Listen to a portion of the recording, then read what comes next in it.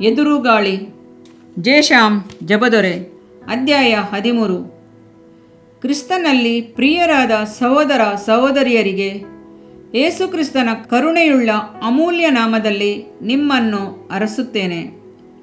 5 ರೊಟ್ಟಿ 2 ಮೀನುಗಳನ್ನು ತೆಗೆದುಕೊಂಡು 5,000 ಜನರಿಗೆ ಹಂಚಿದ ನಂತರ ಶಿಷ್ಯರು ಹಡಗನ್ನು ಹತ್ತಿ ಆ ದಡದಲ್ಲಿರುವ ಊರಿಗೆ ಹೋಗುವಂತೆ ಶಿಷ್ಯರನ್ನು ದೇವಾದಿದೇವನಾದ ಯೇಸು ಒತ್ತಾಯಪಡಿಸುತ್ತಾನೆ. ದೊಡ್ಡ ಅದ್ಭುತವನ್ನು ಮಾಡಿಬಿಟ್ಟನೆಂದು ಹೆಮ್ಮೆಯಿಂದ ಇರದೆ ಯೇಸುಕ್ರಿಸ್ತನು ಶಿಷ್ಯರನ್ನು ಕಳುಹಿಸಿಬಿಟ್ಟು ನಂತರ ಪ್ರಾರ್ಥನೆ ಮಾಡುವುದಕ್ಕಾಗಿ ಬೆಟ್ಟವನ್ನು ಹತ್ತಿದನು. ಹಡಗು ಸಮುದ್ರದ ಮಧ್ಯದಲ್ಲಿ ಇತ್ತು.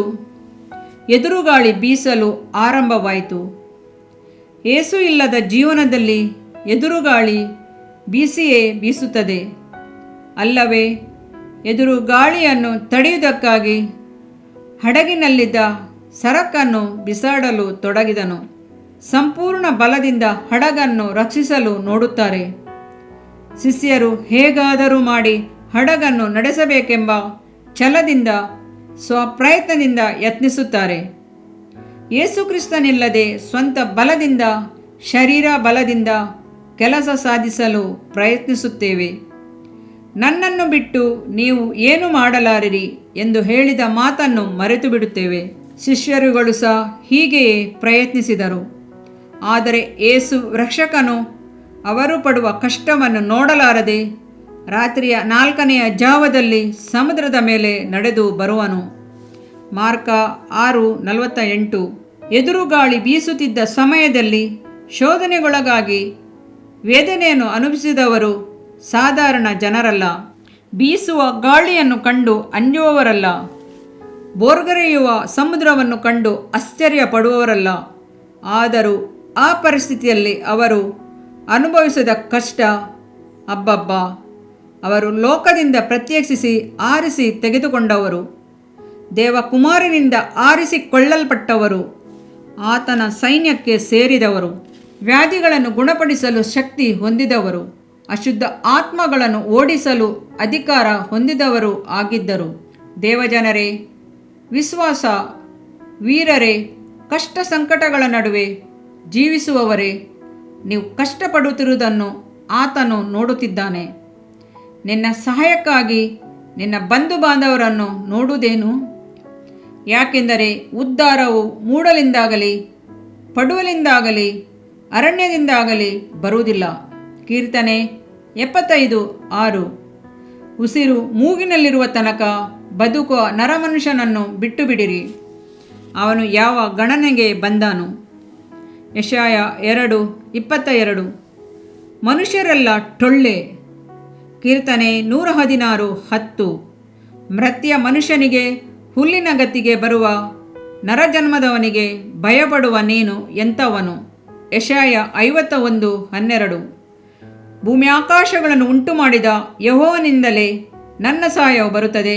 ಕೀರ್ತನೆ 121:2. ಕರ್ತನಾದರೋ ನಿನ್ನನ್ನು ನೆನಪು ಮಾಡಿಕೊಂಡಿದ್ದಾನೆ. ಕೀರ್ತನೆ 40:17. ನಿನ್ನನ್ನು ಕಾಯುವವನು ತೂಕಾಡಿಸುವುದಿಲ್ಲ, ನಿದ್ರಿಸುವುದಿಲ್ಲ. ಕೀರ್ತನೆ 121:4. ಆತನು ಸೋತು ಹೋಗುವುದಿಲ್ಲ. ಆ ದಡಕ್ಕೆ ಹಡಗನ್ನು ನಡೆಸುವ ವೀರ ಪೇತ್ರನು ಹಡಗನ್ನು ಬಿಟ್ಟು ಇಳಿದನು. ತನಗೆ ದೇವರು ಕೊಟ್ಟ ಕೆಲಸವನ್ನು ಮಾಡಲು ಮರೆತನು. ದೇವರ ಕರೆಯನ್ನು ದರ್ಶನವನ್ನು ತಿರಸ್ಕರಿಸಿದನು. ಎಷ್ಟು ಕಾಲ ಹೀಗೆ ಹೋರಾಡುವುದು ಎಂದು ಯೋಚಿಸಿದನು. ಕರೆಗೆ ಹೋಗಗೂಡಲು ಇಷ್ಟಪಡಲಿಲ್ಲ. ಸಮುದ್ರದಲ್ಲಿ ನಡೆದನು. ಅದು ಅವನ ಕೆಲಸವಲ್ಲ. ದೇವರು ತನಗೆ ಕೊಟ್ಟ ಜವಾಬ್ದಾರಿಯನ್ನು ಕೈಗೊಳ್ಳಲಿಲ್ಲ. 1 ಸಾರಿ ಅಲ್ಲ, 2 ಸಾರಿ ಅಲ್ಲ, ಎಷ್ಟೋ ಸಾರಿ ಯೇಸುವನ್ನು ಅಲ್ಲಗಳೆದನು. ಯೇಸುವನ್ನು ಕುರಿತು ಯಾರೋ ಗೊತ್ತಿಲ್ಲ ಎಂದು ಬೋಂಕಿದನು. ತಿರುಗಿ ಮೀನು ಹಿಡಿಯುವುದಕ್ಕೆ ಹೋದನು. ಯೇಸುಕ್ರಿಸ್ತನು ಅವನನ್ನು ಬಿಟ್ಟನೆ? ಇಲ್ಲ. ಕರೆದಾತನು ನಂಬಿಗಸ್ತನು. ಯೇಸು ನಿನ್ನನ್ನು ನೋಡಿ ನಿನ್ನ ಬಳಿಗೆ ಬರುತ್ತಿದ್ದಾನೆ. ಇದರಿಂದ ನಿನ್ನ ದೇಹಕ್ಕೆ ಆರೋಗ್ಯವು, ಎಲುಬುಗಳಿಗೆ ಸಾರವು ಉಂಟಾಗುವವು. ಜ್ಞಾನೋಕ್ತಿಗಳು 3ನೇ ಅಧ್ಯಾಯ 8ನೇ ವಾಕ್ಯ. ಪ್ರಿಯ ವೀಕ್ಷಕರೇ ಮತ್ತು ಕರ್ತನಲ್ಲಿ ಸಹೋದರ ಸಹೋದರಿಯರೇ, ನೀವು ನಮ್ಮ ಈ ಕಾರ್ಯಕ್ರಮವನ್ನ ವೀಕ್ಷಿಸಿದ್ದಕ್ಕಾಗಿ ದೇವರ ನಾಮದಲ್ಲಿ ನಿಮಗೆ ವಂದನೆಗಳು. ದೇವರ ವಾಕ್ಯವು ನಮ್ಮ ಎಲುಬಿಗೆ ಬಲವೂ ಸಾರವೂ ಆಗಿದೆ ಎಂದು ಸತ್ಯವೇದವು ಹೇಳುವಂತೆ ಈ ಕಾರ್ಯಕ್ರಮವು ನಿಮಗೆ ಆಶೀರ್ವಾದಕರವಾಗಿದೆ ಎಂದು ನಂಬುತ್ತೇವೆ. ಪ್ರಿಯ ವೀಕ್ಷಕರೇ, ನಮ್ಮ ಈ ಸೇವೆಗಾಗಿ ಪ್ರಾರ್ಥಿಸಿರಿ ಮತ್ತು ಎಲ್ಲಾ ಕಾರ್ಯಕ್ರಮಗಳನ್ನ ಇತರರೊಂದಿಗೆ ಶೇರ್ ಮಾಡಿರಿ. ಅದೇ ರೀತಿಯಾಗಿ ನಮ್ಮ ಈ ಯೂಟ್ಯೂಬ್ ಚಾನೆಲ್ ಅನ್ನು ಸಬ್ಸ್ಕ್ರೈಬ್ ಮಾಡಿರಿ ಹಾಗೂ ಲೈಕ್ ಮಾಡಿ. ನಿಮ್ಮ ಅನಿಸಿಕೆಗಳನ್ನು ಕಮೆಂಟ್ ಬಾಕ್ಸ್ನಲ್ಲಿ ನಮಗೆ ತಿಳಿಯಪಡಿಸಿ. ನಮ್ಮ ಸಂಖ್ಯೆ 7022104605. ಈ ಸಂಖ್ಯೆಗೆ ಕರೆ ಮಾಡಿರಿ. ಒಬ್ಬ ಪಾಪಿಯ ಪ್ರಾರ್ಥನೆ. ಯೇಸುವನ್ನು ರಕ್ಷಕನಾಗಿ ಅಂಗೀಕರಿಸಲು ಮಾಡಬೇಕಾದ ಪ್ರಾರ್ಥನೆ. ಪ್ರಿಯ ಪರಲೋಕದ ತಂದೆಯೇ, ಯೇಸುವಿನ ಹೆಸರಿನಲ್ಲಿ ನಾನು ನಿನ್ನ ಬಳಿಗೆ ಬಂದಿದ್ದೇನೆ. ನನ್ನ ಬಳಿಗೆ ಬರುವವರನ್ನು ನಾನು ತಳ್ಳಿಬಿಡುವುದೇ ಇಲ್ಲ. ಯೋಹಾನ 6:37 ಎಂದು ನಿನ್ನ ವಾಕ್ಯ ಹೇಳುತ್ತದಲ್ಲ. ಆದ್ದರಿಂದ ನೀನು ನನ್ನನ್ನು ತಳ್ಳಿಬಿಡದೆ ನನ್ನನ್ನು ಸೇರಿಸಿಕೊಳ್ಳುವಿ ಎಂದು ನನಗೆ ಗೊತ್ತಿದೆ. ಆದ್ದರಿಂದ ನಾನು ನಿನಗೆ ಸ್ತೋತ್ರ ಮಾಡುತ್ತೇನೆ. ನೀನು ನಿನ್ನ ವಾಕ್ಯದಲ್ಲಿ ನೀನು ಯೇಸುವನ್ನೇ ಕರ್ತನೆಂದು ಬಾಯಿಂದ ಅರಿಕೆ ಮಾಡಿಕೊಂಡು ದೇವರು ಆತನನ್ನು ಸತ್ತವರೊಳಗಿಂದ ಎಬ್ಬಿಸಿದನೆಂದು ಹೃದಯದಿಂದ ನಂಬಿದರೆ ನಿನಗೆ ರಕ್ಷಣೆಯಾಗುವುದು ಎಂತಲೂ ಕರ್ತನ ನಾಮವನ್ನ ಹೇಳಿಕೊಳ್ಳುವವರೆಲ್ಲರಿಗೆ ರಕ್ಷಣೆಯಾಗುವುದೆಂತಲೂ ಬರೆದಿದೆ. ರೋಮ 10:9 ವಾಕ್ಯ. ಯೇಸು ಕ್ರಿಸ್ತನು ದೇವಕುಮಾರನೆಂದು ನನ್ನ ಹೃದಯದಲ್ಲಿ ನಂಬುತ್ತೇನೆ. ನನ್ನನ್ನು ನೀತಿವಂತನನ್ನಾಗಿ ಮಾಡುವುದಕ್ಕಾಗಿ ಆತನು ಸತ್ತವರೊಳಗಿಂದ ಎಬ್ಬಿಸಲ್ಪಟ್ಟನು ಎಂದು ನಂಬುತ್ತೇನೆ. ನಾನು ಆತನ ನಾಮವನ್ನ ಹೇಳಿಕೊಳ್ಳುತ್ತೇನೆ. ಯೇಸುವೇ, ನೀನೇ ಕರ್ತನು. ತಂದೆಯೇ, ನೀನು ನನ್ನನ್ನು ರಕ್ಷಿಸಿದಿ ಎಂದು ನಾನು ನಂಬುತ್ತೇನೆ. ನಿನ್ನ ವಾಕ್ಯವು ಹೇಳುತ್ತದೆ, ಮನುಷ್ಯನು ಹೃದಯದಿಂದ ನಂಬುವುದರ ಮೂಲಕ ನೀತಿಯು ದೊರಕುತ್ತದೆ, ಬಾಯಿಂದ ಅರಿಕೆ ಮಾಡುವುದರ ಮೂಲಕ ರಕ್ಷಣೆಯಾಗುತ್ತದೆ. ರೋಮ 10:10.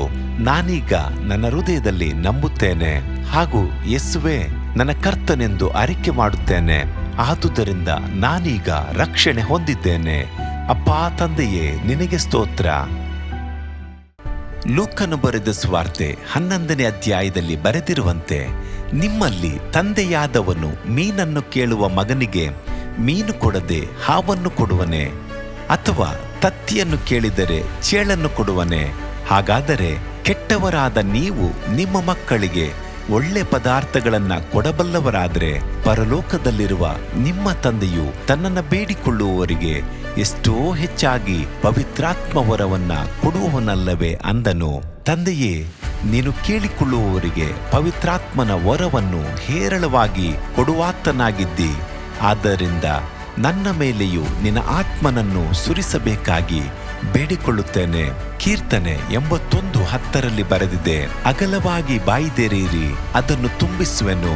ಕರ್ತನೇ, ನನ್ನನ್ನು ಪವಿತ್ರಾತ್ಮನಿಂದ ತುಂಬಿದಂತ ನೀನು ನನ್ನನ್ನು ಅನ್ಯ ಭಾಷೆಯ ವರದಿಂದಲೂ ತುಂಬುವವನಾಗಿದ್ದಿ ಎಂದು ನಂಬುತ್ತೇನೆ. ಅದರಂತೆ ನಾನು ನನ್ನ ಬಾಯಿಯನ್ನು ತೆರೆದು ನಿನ್ನ ಸ್ತೋತ್ರ ಮಾಡುವಾಗ ಅನ್ಯ ಭಾಷೆಯ ಅಭಿಷೇಕದಿಂದ ನನ್ನನ್ನು ತುಂಬುವವನಾಗಿದ್ದಿ ಎಂದು ನಂಬುತ್ತೇನೆ. ಈಗ ನೀವು ನಿಮ್ಮ ಬಾಯಿಯನ್ನು ತೆರೆದು ಮಾತನಾಡುವಾಗ ಪವಿತ್ರಾತ್ಮನು ನಿಮ್ಮ ಬಾಯಿಯನ್ನು ತನ್ನ ಭಾಷೆಯಿಂದ ತುಂಬುವವನಾಗಿದ್ದಾನೆ. ಇದು ದೇವರ ಭಾಷೆಯಾಗಿದೆ. ಈ ಅಭಿಷೇಕವನ್ನ ಹೊಂದಿಕೊಳ್ಳಲು ನೀವು ನಿಮ್ಮ ಸ್ವರವನ್ನ ಉಪಯೋಗಿಸಬೇಕು. ಅದರಿಂದ ನೀವು ನಿಮ್ಮ ಬಾಯಿಯನ್ನು ತೆರೆದು ದೇವರಿಗೆ ಸ್ತೋತ್ರ ಮಾಡುವಾಗ ದೇವರು ನಿಮ್ಮನ್ನು ಅನ್ಯ ಭಾಷೆಯ ವರದಿಂದ ತುಂಬುವವನಾಗಿದ್ದಾನೆ. ಪ್ರಿಯರೇ, ಈಗ ನೀವು ಪವಿತ್ರಾತ್ಮನಿಂದ ತುಂಬಲ್ಪಟ್ಟ ಆತನ ಪ್ರಿಯ ಮಕ್ಕಳಾಗಿದ್ದೀರಿ. ದೇವರ ನಾಮಕ್ಕೆ ಸ್ತೋತ್ರವಾಗಲಿ.